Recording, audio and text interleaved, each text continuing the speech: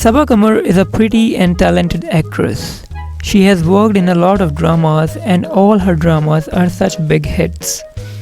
She has also worked in drama based on the life story of Qandeel Baloch and gave an exceptionally good performance. She has also worked in Lahore Se Aage alongside Yasir Hussain. Saba Qamar is also working on her new film Kamli and also the highest paid actress of her industry. Saba is always seen giving us major inspirational looks, and recently she was seen creating monochrome magic in her latest shoot. She has shared her sizzling winter shoot that is captured beautifully on her Instagram.